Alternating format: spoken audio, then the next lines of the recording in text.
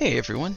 Darktide just released hotfix 1.9.4. It makes talent changes to every class and fixes captain health on Uprising and Malice difficulties, as well as various other bug fixes.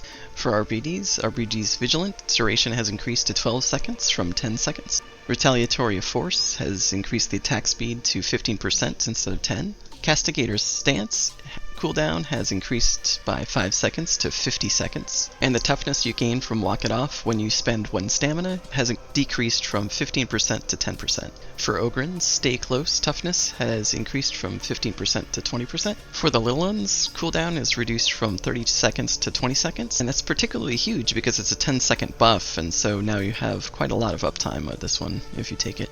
The Feel No Pain Keystone will replenish the stack every 2 seconds from 3 seconds, so that's a huge buff too. Get Stuck In duration has increased from 4 seconds to 6 seconds. This is the speed buff that you give to people in Coherency when you use your ability.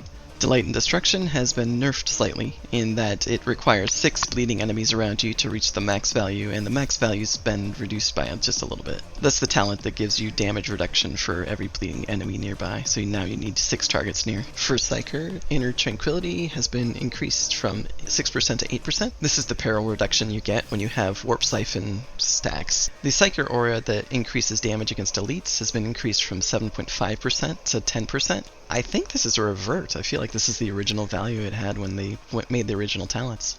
Finally, Psykinetic's Aura is the thing that gives you cooldown regeneration for killing an elite. It's now 60% cooldown regeneration for 5 seconds. This actually maths out to the exact same 3 seconds of cooldown per elite kill, but because of the longer duration and the slower rate, it means that in very high intensity situations you're going to get a lot less value. You're going to get 40% less value. For the veteran, the duration of covering fire has been increased to 6 seconds from 3, and this is that 15% damage buff that you give allies when you use ranged attacks to kill an enemy near them. But it also gives them 15% toughness over the duration, which probably means the rate of toughness regen is halved. If somebody could confirm in the comments, that would be great. Lock and Load now increases the size of your magazine to 25%. It was 15%. It's still rounded up.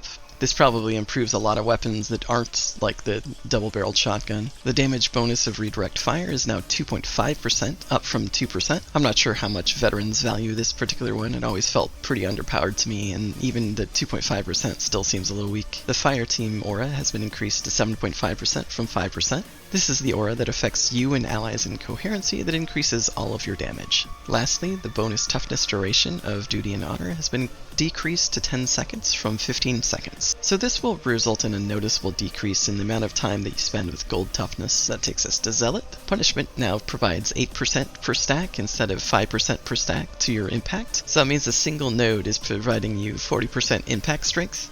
On paper, that sounds kind of cool, but also the way that this talent works is very specific to hitting 3 targets at once. For Pious Cutthroat, they've reduced the value from 100% cooldown regeneration to 75% cooldown regeneration. This one is the one you activate from backstab kills or weak spot hits, and Riposte is a talent that gives you melee damage when you dodge, stacking 5 times. This means the max value is now 15%, it used to be 20%.